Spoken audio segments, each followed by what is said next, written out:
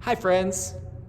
The inauguration of a new president on Monday has politics at the front of our minds. In broad terms, politics is the total complex of relations between people living in society. Now, that includes the management of government and political parties, but more broadly, it is the way that people relate in groups, or the way that people exert power or influence over others, the way that people make decisions together.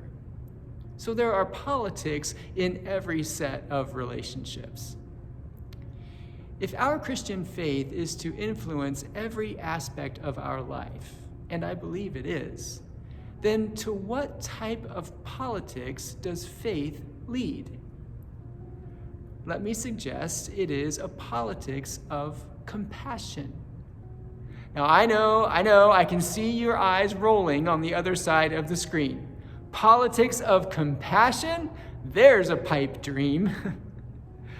Well, I know people can be mean, selfish, short-sighted, unethical, and immoral, whether we're talking about national politics or political parties or interpersonal relationships. But it doesn't have to be that way. We can resist. We can make a different choice. The Apostle Paul writes in the 12th chapter of Romans, "Let love be genuine. Hate what is evil. Hold fast to what is good. Love one another with mutual affection. Outdo one another in showing honor. Do not lag in zeal. Be ardent in spirit. Serve the Lord.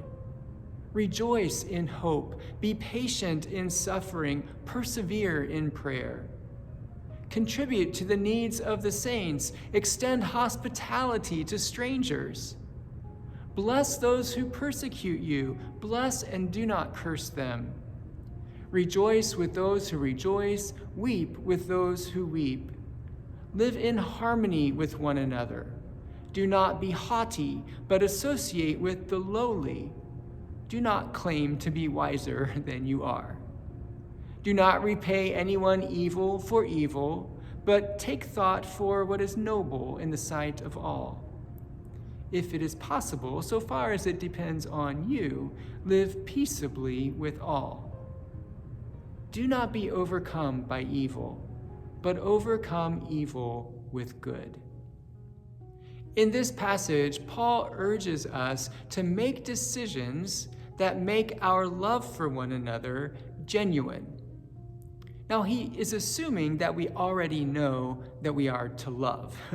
But just in case we forget, he explicitly echoes Jesus in the next chapter when he writes, "The commandments are summed up in this word, love your neighbor as yourself. Love does no wrong to a neighbor. Therefore, love is the fulfilling of the law." Here in chapter 12, he describes the decisions that genuine love entails.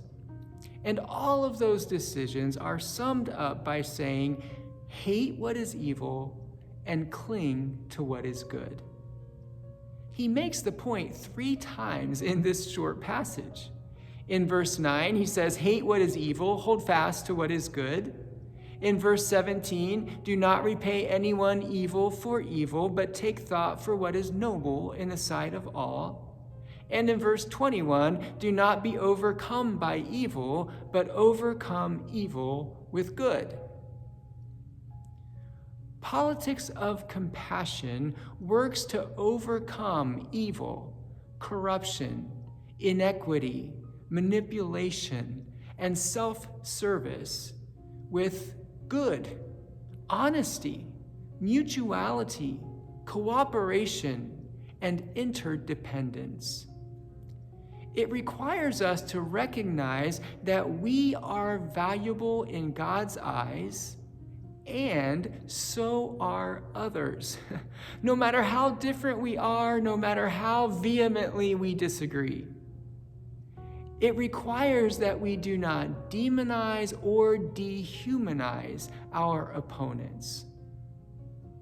Only in recognizing both the strengths and the vulnerabilities that we all share in the human family will we be able to move toward a politics of compassion. Politics of compassion is not a pipe dream. It's the call of Christians to spread joy, to show mercy, to share peace, and to resist evil with the strongest power possible: love. Thanks for listening. I'll see you again next week.